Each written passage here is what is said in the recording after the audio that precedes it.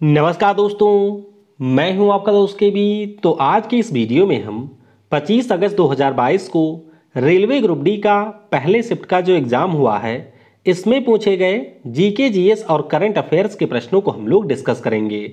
इस वीडियो की जो पीडीएफ फाइल है वह आपको टेलीग्राम चैनल केवी गुरुजी या kvguruji.in के ऊपर मिल जाएगी। वहां से आप इसके पीडीएफ को डाउनलोड कर सकते हैं।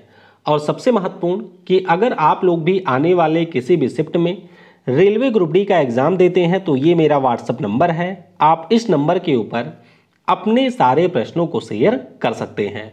तो चलिए अब इस वीडियो की हम शुरुआत करते हैं। तो करंट अफेयर्स से देखिए, एक प्रश्न पूछा गया था कि 2023 में जो अंतर्राष्ट्रीय ओलंपिक समिति है इसका आयोजन कहाँ पर होगा। तो आपको ये ध्यान रखना है कि इसका आयोजन महाराष्ट्र की राजधानी मुंबई में किया जाएगा। बाकी अगला जो ओलंपिक है वो आपके 2024 में होगा पेरिस में, उसके बाद में 2026 में इटली में होगा, 2028 में अमेरिका के लॉस एंजल्स में होगा और 2032 की अगर हम लोग बात करें तो वो ऑस्ट्रेलिया देश में आयोजित किया जाएगा। फिर एक प्रश्न पूछा गया कि वर्ष 2022 में किस पैरा एथलीट को पहले पद्म भूषण पुरस्कार से सम्मानित किया गया। यानी कि पद्म भूषण पुरस्कार प्राप्त करने वाले ये हमारे पहले पैरा एथलीट खिलाड़ी हैं। नाम इनका है देवेंद्र झाझरिया और ये आपके भाला फेंक के प्लेयर हैं। आपको ये भी ध्यान रखना है कि देवेंद्र झाझरिया ने 2004 और 2016 के ओलंपिक खेलों में भारत को गोल्ड मेडल दिलाया था। पिछले साल जो टोक्यो पैरालंपिक हुआ था उसमें इन्होंने सिल्वर मेडल जीता था और ये हमारे खेल रत्न का पुरस्कार जीतने वाले भी भारत के पहले पैरा एथलीट हैं। आपको ये भी ध्यान रखना है कि 2022 में टोटल आपके 17 लोगों को पद्म भूषण पुरस्कार दिया गया है और रेलवे ग्रुप डी ने ही पूछा था कि विज्ञान और प्रौद्योगिकी में किसे मिला है। तो साइंस और टेक्नोलॉजी में संजय राजाराम जी को ये पुरस्कार दिया गया है। अगला प्रश्न पूछा गया कि मई 2022 में भारत ने किस देश के साथ 695 मेगावाट क्षमता के हाइड्रो पावर प्रोजेक्ट के लिए समझौता किया। तो ये जो समझौता है वो हमने नेपाल देश के साथ में किया है। आपको ये पता होना चाहिए कि हमारे देश के जो पीएम हैं नरेंद्र मोदी, वो गए थे नेपाल के दौरे पर और उसी दौरान ये समझौता किया गया। तो ये जो प्रोजेक्ट है इसका नाम अरुण 4 प्रोजेक्ट होगा। ये आपके अरुण नदी के ऊपर भारत और नेपाल के सहयोग से बनाया जाएगा। अब देखिए, एक प्रश्न शायद यहाँ से आया था, मैं 100% श्योर नहीं हूँ मिस वर्ल्ड या मिस यूनिवर्स से कुछ आया था या नहीं। दो लोगों ने यहाँ से प्रश्न भेजा था। तो मिस वर्ल्ड 2022 की अगर हम लोग बात करें तो ये हमारे पोलैंड की कैरोलिना वलिवस्का चुनी गई हैं। वहीं पर अगर हम लोग मिस यूनिवर्स 2021 की बात करते हैं तो ये हमारे भारत की हरनाज संधू चुनी गई हैं। एक प्रश्न पूछा गया कि दिगंबर किस धर्म से संबंधित है। तो अगर हम लोग दिगंबर की बात करते हैं तो ये आपके जैन धर्म से संबंधित है। कई लोगों ने कहा पैगंबर के बारे में पूछा गया था। तो अगर पैगंबर पूछा गया होगा तो वो हमारे इस्लाम धर्म से संबंधित है और दिगंबर की अगर हम लोग बात करते हैं तो ये जैन धर्म से संबंधित है। दिगंबर और श्वेतांबर की बात करें तो ये हमारे जैन धर्म के दो प्रमुख संप्रदाय हैं। आप सभी को ये पता होगा कि जो भी दिगंबर संप्रदाय के लोग होते हैं वे वस्त्रहीन होते हैं, वहीं पर जो श्वेतांबर संप्रदाय के संत होते हैं वो आपके सफ़ेद वस्त्र को पहनते हैं। अगला प्रश्न पूछा गया कि किस संविधान संशोधन के द्वारा 3 नए शब्द समाजवादी, धर्मनिरपेक्ष और अखंडता को भारतीय संविधान की प्रस्तावना में जोड़ा गया था। तो ये जोड़ा गया है 42वें संविधान संशोधन 1976 के द्वारा। और यहीं से आपको ये भी ध्यान रखना है कि 42वें संविधान संशोधन के द्वारा ही हमारे मूल संविधान में 10 मौलिक कर्तव्यों को भी जोड़ा गया था। ये पॉइंट भी आप लोग ध्यान रखेंगे। अगला प्रश्न पूछा गया कि काल बैसाखी का संबंध किस भारतीय राज्य से है। ध्यान रखिएगा, काल बैसाखी कोई त्यौहार नहीं है, बैसाखी नाम का त्यौहार होता है जो कि पंजाब में मनाया जाता है। और जब हम लोग काल बैसाखी की बात करते हैं तो ये हमारे पश्चिम बंगाल और इसी प्रकार से उत्तर पूर्व के कुछ राज्यों से संबंधित है। क्या होता है, तो ग्रीष्म ऋतु में आपने देखा होगा कि कई बार भयंकर बादलों में गरज होती है, आकाशीय बिजली गिरती है, तेज हवाएं चलती हैं और इस प्रकार की जो मौसमी घटना होती है उसी को हम लोग कहते हैं काल बैसाखी। तो बैसाखी नाम का जो त्यौहार है वो पंजाब में होता है, लेकिन काल बैसाखी एक मौसमी घटना है जो कि मुख्य रूप से आपको उड़ीसा, पश्चिम बंगाल जैसे राज्यों में देखने को मिलेगा। तो इसे हम लोग काल बैसाखी या फिर नॉर्वेस्टर के नाम से जानते हैं। फिर एक प्रश्न पूछा गया कि हॉर्नबिल नाम का जो त्यौहार है ये किस राज्य में मनाया जाता है। बहुत ही सिंपल सा प्रश्न है। तो ये त्यौहार आपके नागालैंड में होता है। आपको पता होना चाहिए कि हॉर्नबिल एक पक्षी है और नागालैंड में 1 दिसंबर से 10 दिसंबर को ये त्यौहार मनाया जाता है। वहीं पर आपको ये भी ध्यान रखना है कि एक त्यौहार है जिसका नाम है पक्के पागा हॉर्नबिल फेस्टिवल, और वो जो हमारा त्यौहार है वो आपको अरुणाचल प्रदेश में देखने को मिलेगा। अगला प्रश्न पूछा गया कि बंगाल टाइगर किस प्रकार के वनों में पाए जाते हैं। तो बंगाल टाइगर की अगर हम लोग बात करते हैं तो मुख्य रूप से आपको सुंदरवन के जो डेल्टा वाला रीजन है वहाँ पर देखने को मिलेगा, और वहाँ पे जो हमारे वन हैं वो आपके मैंग्रोव वन होते हैं जो कि खारे पानी में हमारे उगते हैं, और यहीं पर आपको रॉयल बंगाल टाइगर देखने को मिलेगा। आपको ये भी ध्यान रखना है कि सबसे ज़्यादा जो मैंग्रोव वन है वो हमारे पश्चिम बंगाल राज्य में पाए जाते हैं, और ये प्रश्न ऑलरेडी ग्रुप डी ने पूछ रखा है। अगला प्रश्न पूछा गया कि निर्वाचन आयोग के गठन का जो प्रावधान है वो आपको कौन से अनुच्छेद में देखने को मिलेगा। तो आप सभी को ये पता होगा कि भारतीय संविधान का जो भाग 15 है उसमें अनुच्छेद 324 से 329 के जो प्रावधान हैं वो हमारे इलेक्शन कमीशन ऑफ इंडिया के संबंध में हैं। तो यहाँ पर सही उत्तर हो जाएगा 324 नंबर का आर्टिकल।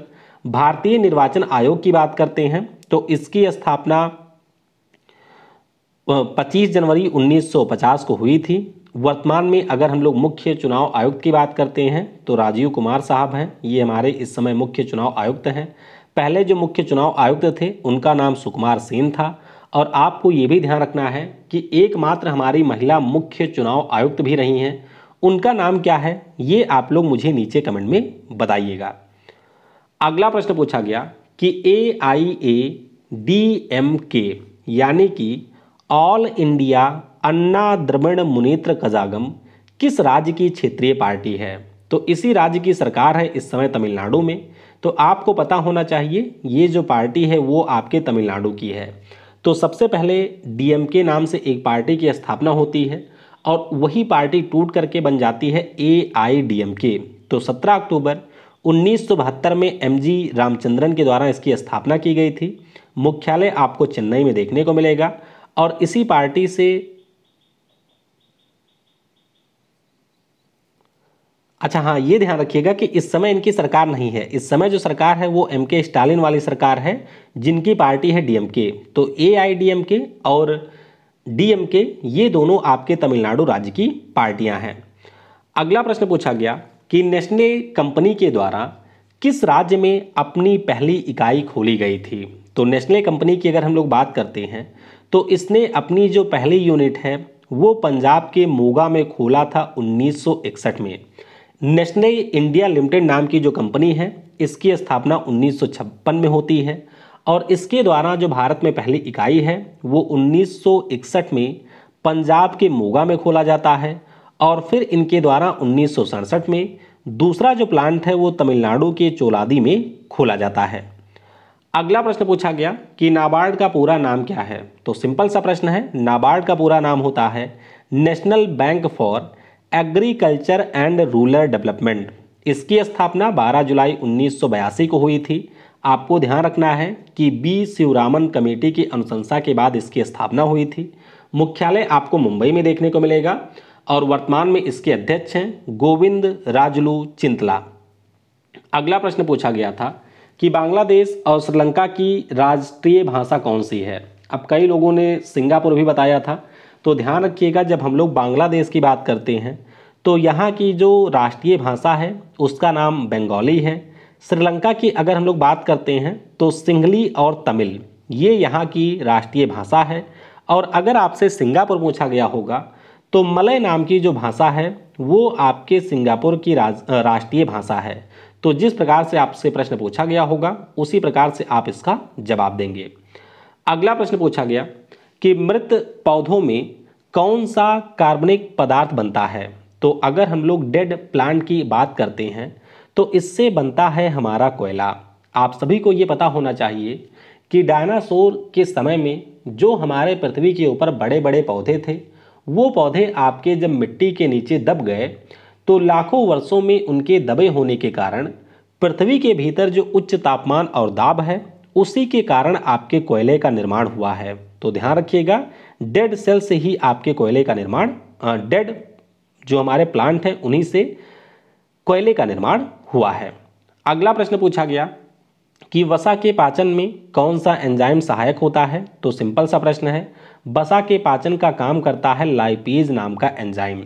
आपको ध्यान रखना है कि हमारे शरीर में जो पैनक्रियाज होती है उसी के द्वारा लाइपेज स्रावित होता है और हमारे आंत में वसा को पचाने का जो काम है वो लाइपेज नाम के एंजाइम के द्वारा किया जाता है।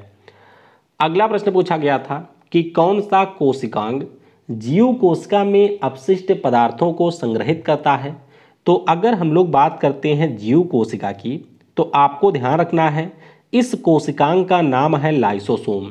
और इससे पहले ग्रुप डी ने यह भी पूछा है कि जो आपके प्लांट सेल होते हैं उसमें कौन सा कोशिकांग है जो कि इस प्रकार से अपशिष्ट पदार्थों को संग्रहित करता है?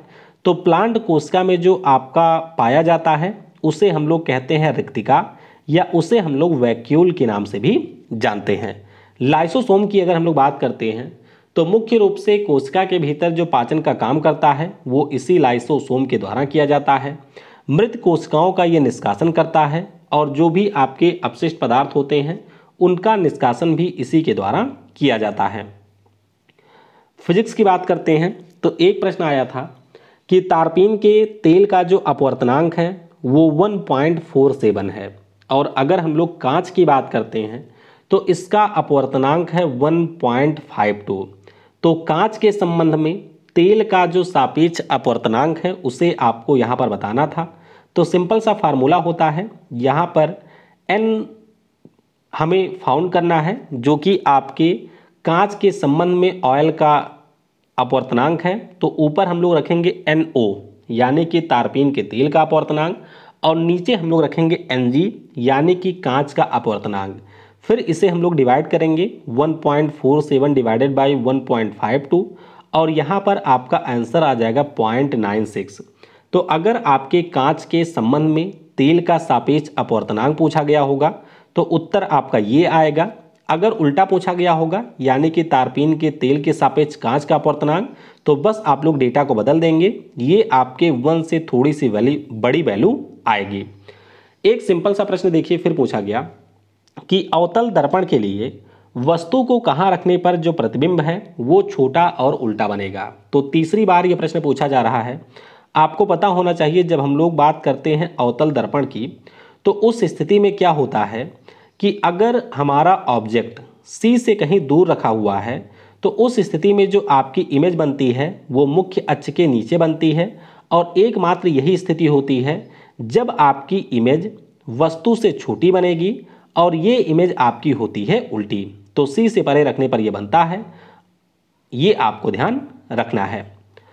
अगला प्रश्न पूछा गया कि निम्नलिखित में से कौन सा फार्मूला सही है? तो हीट एनर्जी के लिए कई सारे फार्मूले दिए गए थे और आपको सही वाला फार्मूला बताना था। तो सही वाला फार्मूला होता है H = I² RT। यहाँ पर आप लोग I और R को V = IR से रिप्लेस करके इसके और वर्जन भी प्राप्त कर सकते हैं। फिलहाल के लिए मेन फार्मूला हमारा यही होता है, जहाँ पर H आपका अमाउंट ऑफ हीट है, I की बात करें तो ये इलेक्ट्रिक करंट है, R आपका इलेक्ट्रिक रेजिस्टेंस है, और यहाँ पर T आपका हो जाएगा टाइम। यानी कि अगर किसी चालक से आपकी धारा बह रही है तो T समय में वहाँ पर कितनी हीट जनरेट होगी, इसी के ऊपर ये फार्मूला दिया गया है। फिर एक प्रश्न पूछा गया था कि 9 ओम के जो 3 रेजिस्टेंस हैं ये आपके समानांतर क्रम में जुड़े हैं, तो तुल्य प्रतिरोध क्या होगा? बहुत ही सिंपल सा सवाल है। समानांतर यानी कि पैरेलल जोड़े गए हैं तो 1/9 + 1/9 + 1/9 आप लोग करेंगे तो ये 3/9 हो जाएगा। इसे कैंसिल करेंगे तो 1/3 हो जाएगा, और जब इसे आप लोग पलट देंगे तो हमारा जो इक्विवेलेंट रेजिस्टेंस है ये हो जाएगा 3 ओम। एक प्रश्न केमिस्ट्री से आया था कि अल्कोहल के निर्जलीकरण से यानी कि इसके डिहाइड्रेशन से क्या प्राप्त होता है, तो इससे हमें मिलता है एल्कीन। क्या मिलता है? एल्कीन मिलता है। फॉर एग्जाम्पल यहाँ पर आप लोग देख सकते हैं, ये हमारा एथिल एल्कोहल है। तो एथिल एल्कोहल को जब आप लोग यहाँ पर सल्फ्यूरिक या फिर फास्फोरिक अम्ल की उपस्थिति में गर्म करते हैं तो उस स्थिति में यहाँ पर आपका एल्कीन बनता है और पानी निकल जाता है यहाँ से बाहर। तो ये आप लोग देख सकते हैं, इथीन बनेगा और आपका जो पानी है वो निकल जाएगा बाहर। ध्यान रखिएगा, ऐसी जो क्रियाएं होती हैं वो आपके स्ट्रॉन्ग एसिड की उपस्थिति में कराई जाती हैं। फिर एक प्रश्न पूछा गया था कि Li, Na, Mg और Ai में किसकी संयोजकता अधिक है। तो अगर बैलेंसी आपसे पूछा गया होगा तो आपको ये पता होना चाहिए एल्यूमिनियम की बैलेंसी हो जाएगी 3। इसमें थोड़ा सा डिफरेंट भी हो सकता है। मैंने आपको कल भी ये बताया था कि जब हम लोग बैलेंस इलेक्ट्रॉन की बात करते हैं तो हम लोग बात कर रहे होते हैं कि आखिरी कोष में कितने इलेक्ट्रॉन हैं, लेकिन जब हम लोग बैलेंसी की बात करते हैं तो इसका मतलब है उस पार्टिकुलर एटम की हम लोग संयोजन क्षमता की बात करते हैं। तो जैसे जो हमारे मेटल हैं Na, Mg या फिर हम बात करें Al की, इन सभी की जो संयोजकता है वो 1, 2 और 3 होगी क्रमशः। लेकिन अगर हम लोग क्लोरीन की बात करते हैं तो इसमें बैलेंस इलेक्ट्रॉनों की संख्या होती है 7। लेकिन अगर आपसे बैलेंसी पूछा जाए तो बैलेंसी इसकी हो जाएगी 1, क्योंकि इसे ऑक्टेट पूरा करने के लिए 1 इलेक्ट्रॉन की आवश्यकता होती है। तो 8 में से 7 को हम लोग माइनस करेंगे तो वैल्यू आ जाएगी 1। तो ये आपको यहाँ पर ध्यान रखना है। एक प्रश्न पूछा गया कि निम्नलिखित में से कौन सी हमारी कॉम्बिनेशन रिएक्शन है यानी कि संयोजन अभिक्रिया है। तो बस आपको ध्यान रखना है कि जब दो मिलकर के एक हो जाते हैं तो उसी को हम लोग कहते हैं संयोजन, और यहाँ पर जब कोई एक टूट करके दो होता है तो उसी को हम लोग कहते हैं अपघटन या फिर वियोजन। तो जैसे Mg आपके O2 से मिलता है तो मैग्नीशियम ऑक्साइड बनाता है, C आपके O2 से मिलता है तो कार्बन डाइऑक्साइड बनाता है, H2 आपके Cl2 से मिलता है तो 2HCl बनाता है, जैसे आपका नाइट्रोजन हाइड्रोजन से मिलकर के अमोनिया बनाता है। तो ये सारे हमारे संयोजन अपक्रिया के उदाहरण हैं।